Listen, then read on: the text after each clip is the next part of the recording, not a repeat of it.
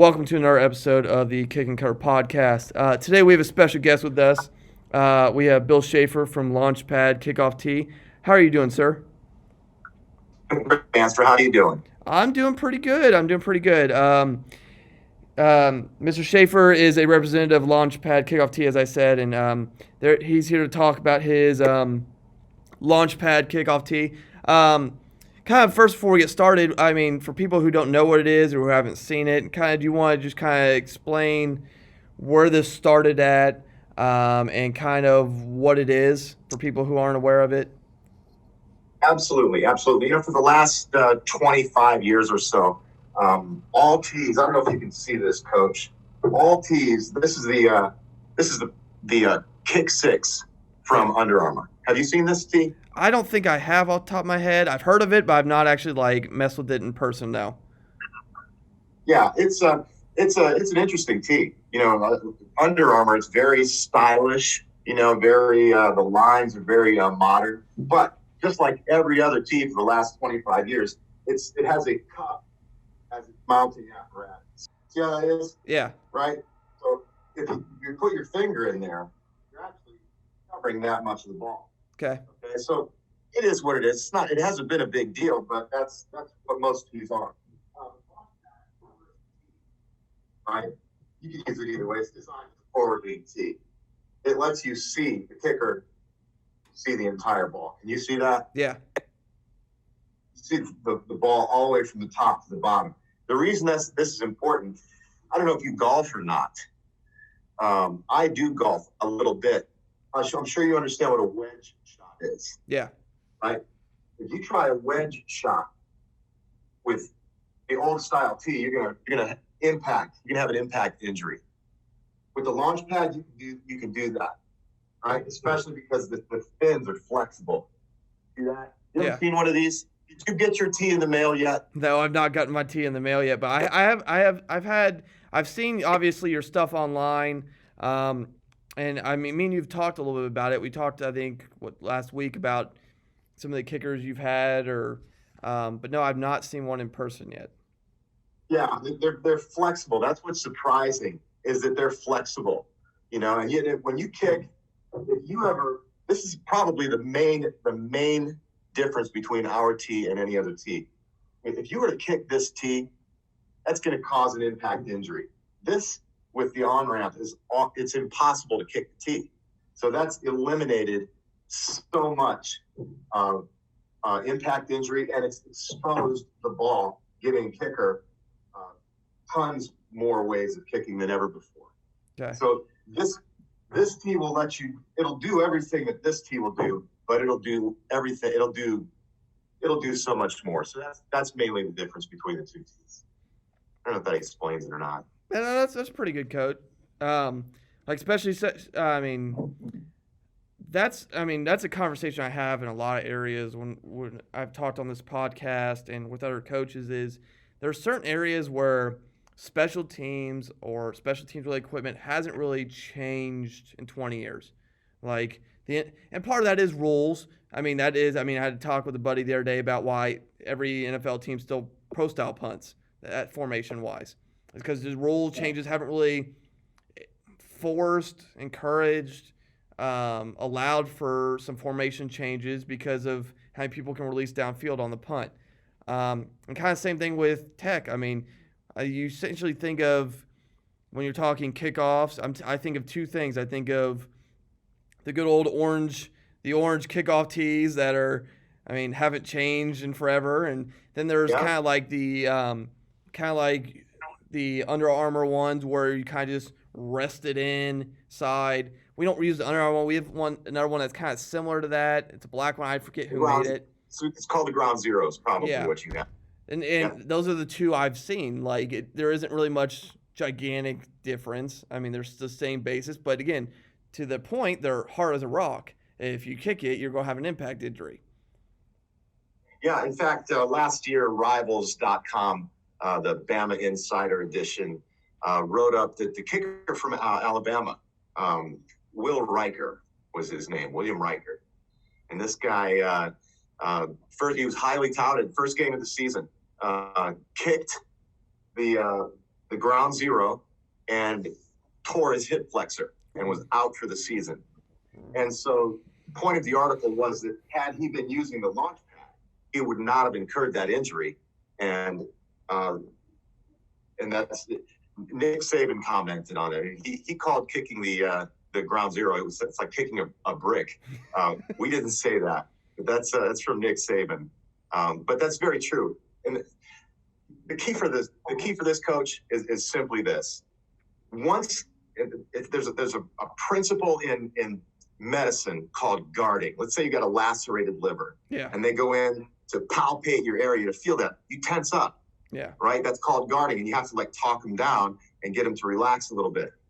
You kick a tee like this and injure your foot, what that does is psychologically it's in your brain for the rest of your life, and you have to be careful. And so it limits the range that you'll allow yourself to kick. It will limit the techniques that you'll try because you psychologically, subconsciously remember that pain.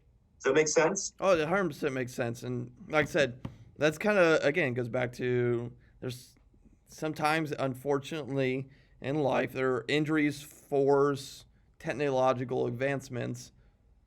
Maybe a little too late, but it still happens. Like the seatbelt's always an example. But you just see that safety features for everything. And Sure. I mean, that's where we've seen helmets evolve in the past 10 years. Not because, I mean, they didn't change for 15, 20, 30 years. And then concussions and other various things, studies forced the evolution. Again, I don't know about you, but I don't want my kicker tearing his hip flexor or breaking his toe because he's trying to kick a ball. That's totally true. I do have a question. Like, does it affect an onside kick at all? Because that's I mean, as a special teams coordinator, my first instinct is does it help? Does it hurt? Does it factor in at all? Is there any changes? Because like obviously that one we have that I just told you about has a spot to change if you want to do onside, and then I mean obviously we're still mainly kicking off the top of the ball, but does it affect the flight or anything on there? Yes, absolutely. See, that is such a great question. The ground zero came out with the onside notch in front of their tee. Yeah, that's what you're referring to. This is the same. It's the version of it's the ground zero's. I guess I would say it's Under Armour's version of zero, but they have a notch too, so that you can do onside kicks. Yeah, it's a little more difficult to get it to set up, but you can do that, and you can see that, correct? Yeah. Brandon Kornblue Kicking picks the Fab 50 kickers in the nation every year. He calls this tee the greatest onside kickoff tee he's ever seen, and for very, very good reason, right? Not only do we have this notch up front for whatever you want to do, this thing, I don't know if you can see this or not, so I'm going to pull out this sheet. When you order a launch pad kickoff tee, you get this ball set chart. Very, very important. Dial in whether you want a coarse rolling square or roll it all the way down for a fine roller. Okay. You cannot do this. See what I mean? You can put it this way. You're kicking this way. Can't do this with other tees. Yeah. Right? So in terms of being an onside or squib tee, there's nothing like this. Okay. There is absolutely nothing like this. So that's an excellent question. No, that's. I mean, as a special teams corner, you're always looking for an advantage. So that's all. Like my first mind when I'm thinking kickoff is okay. How's it affect onside squibs?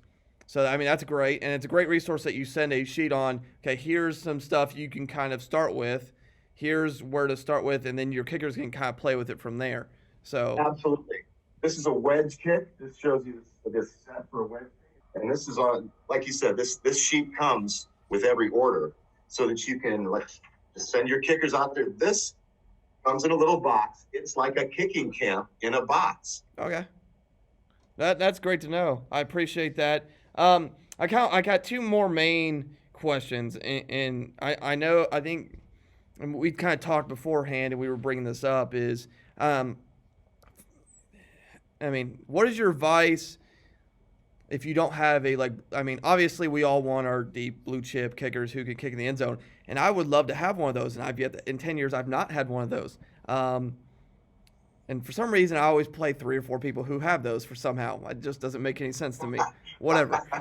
So what is your advice if you don't have a blue chip kicker and we're trying to use this? Is it more use those resources we just talked about, or do you have some other suggestions? I do have some other suggestions. That's a great question. It's funny. We had to admit this. We talked to so many coaches. Our forward lean allows kickers that are blue chip kickers that really know what they're doing to take advantage of a sweet spot that's more exposed. But you really need to know what you're doing before you step into that. Okay, that's like a Formula One racer. You don't just sit down and drive one of those. There's a learning curve. Okay, but for the real world where we live, especially in high school, and this is the answer I'm going to give you, coaches, especially for high school. We kick off from the 40-yard line, okay? And stay with me. When you kick off, even if it is a decent kickoff guy, if he doesn't put it in the end zone, the return is going to bring you out to about the 30 to the 35-yard line. Yeah. Pretty much, right? All the time. So we'll say the 30 to the 35. So just keep that in mind, 35-yard line. So if you start kicking off at the 40-yard line and you kick an intermediate squib through the front line, which is easy to do, and kick it so that it has a point of contention at the 40-yard line of the opposing team, you're going to have a 40% chance of recovering that. Maybe 30 to 40% chance. And this is the reason I mentioned this, if you don't recover that, you're literally 5 to 10 yards away from where you would have been anyways. Yeah. And so that means if you don't have a blue chipper, have your kicker dial in which one of these he likes. And as a coach, get just a little bit of time with you and your kicker, go over this chart. Man, you'll be able to just have like 3 different plans of which you wanted to. And then here's the advice. Do this every time. Every single time. Kick this way, intermediate to the 40. Kick this way, intermediate to the 40. Act like this guy's going to kick, but have this guy kick. And it goes over here. The ball is in your hands. So this is the advice. The ball is in your hands as a coach on the kickoff. Don't just give it up. Give yourself an opportunity to recover the ball at the opposition's 40-yard line with an intermediate range squib kick, and you're going to get maybe 1 or 2 possessions extra per game. So here's the question. What could you do, head coach, with 5 to 10 extra possessions per season? Yeah.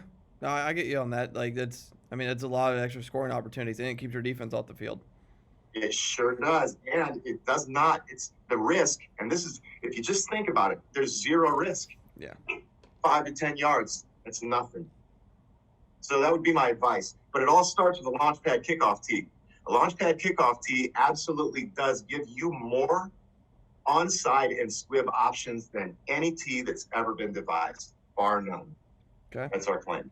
Now, before I get into kind of the kickoff boot camp, which we'll talk about here in a moment, for people who are just wondering, okay, where you're based. I'm operating out of Massillon, Ohio. That's the home of Paul Brown, home of the Tigers. The Cleveland Browns came out of here. The Cincinnati Bengals, basically, still run by the Brown family. Mike Brown's down there. And here in Massillon, we have a reputation for football innovation. Paul Brown invented the face mask, the structured practice, the playbook. Paul Brown was an innovator, and we've maintained that. So it was natural for us to develop this tee while coaching for Massillon. We obsessed about kicking, and one day we saw that a kicker in the NFL was leaning the ball forward on field goals, so we developed a tee that would allow that on kickoffs. And so it's more of an answer than what you asked for, Coach. But we're here in Massillon, so we love football here. Oh, no, I appreciate that. And then kind of the next area we wanted to go to, and me and you have talked a little bit about this, but just so people can kind of be informed, you're holding, and you can correct me if I'm wrong, a kickoff boot camp coming soon. What is that, and what does that entail? Thank you for asking about that. Kickoff boot camp, we believe, is the only camp of its kind, specifically at the kickoff play. Probably the most under recognized play in terms of field position and actual ball possession of any play in football. Typically, coaches just give the ball up. With Launchpad kickoff tee, we've learned that there are so many different ways to kick a ball when you're kicking off that we've decided to bring that knowledge to bear on a camp that we can have for coaches and for kickers, so that they can come even together and learn these new techniques, and then also learn the value of a kickoff play. It should be a kicker's responsibility, especially in high school, every year, for instance, to know exactly who the returners are on his opposition's team. And if he can get tape or get film, watch these kids and keep away from them. There should be a strategic understanding of what a game plan, if you will, for a kickoff strategy. Kickers should take that into their own hands if they need to, and make that available to coaches. So as a military man, I got a lot out of a very short period of time called boot camp. And so we want to take that process in a 4-hour camp and bring coaches, or even just bring kids in. They're just athletes. They don't even have to be kickers, and get them ramped up so that they can be effective strategic weapons on kickoffs. So, I mean, when is your plan to hold that boot camp? I mean, obviously, COVID has made some things a little more difficult. And unfortunately, with us being in Ohio, the weather is, what's the term I want to use? Unpredictable. That's probably the nicest way to put Ohio weather. So tentatively, what time of year? I'm assuming probably in the spring sometime. When are you looking? Okay, thanks for asking that. Actually, January 2nd, we're so fortunate. We're so fortunate. We've been asked to go down to Dallas, to AT&T Stadium, with national kicking rankings, and actually be on field with a station. And 70 of the top kickers from the Southwest United States will be coming through our station and learning how to use the Launchpad kickoff tee. At that event, we have our professional, whose name is Anthony Prevost. Anthony has played in the indoor leagues for the last 2 years. He's out of Virginia Beach, and he is amazing with what he has been able to do in a very short period of time with the Launchpad kickoff tee. So we're going to do all of our film work and our promo work there in Dallas at that stadium. It's a great venue, and get our materials together. But we're already looking at the cities. We've been selling. Launchpad became available in October of last year. Then COVID hit. But since then, we've sold 1,500 units, and over 250 colleges have gotten on board. And many coaches and camps and clinics love this. So what we've done is we've looked at our spreadsheet, and we've seen the regions in the United States. Ohio is definitely one of the top 15 locations for the Launchpad. And we have not marketed heavily in Ohio. It's been a nationwide campaign. So we're setting it up. We'll definitely let you guys know, because we love Ohio. You know, this is paradise, man. And I really believe that. This area just south of the Great Lakes, yeah. This is the most fertile. You drop a rock on the ground here and things grow on it. It's just so beautiful and wonderful. It's paradise. So we want to hold our first, among the first football kickoff boot camps here in Ohio. And that'll be coming in the springtime. Awesome. Well, I appreciate you coming on. Like I said, I mean, it's always interesting learning about new stuff, and I'm definitely taking a look at it, because I want to always look at stuff to help enhance my kickers. And I encourage any coaches listening as well. Mr. Shafer's contact information, their website will all be in the bio below. Make sure you check it out. Again, there's some interesting things there in terms of injury prevention, and things you can do with your kickoffs with this. So please take an opportunity to check this out. Also, by the time this airs, he probably will have held that event down in what do you say, Dallas? Is that correct? And down in Dallas, and therefore you'll probably have some video and stuff you guys can also take a look at and kind of see how this is going for Mr. Shafer and Launchpad Kickoff Tee. I appreciate you coming on. I appreciate taking the opportunity to learn. And I wish you nothing but health and safety, sir. Thank you very much, Coach, and same to you and your family this year. I appreciate that. And that was another episode of the Kick and Cover podcast.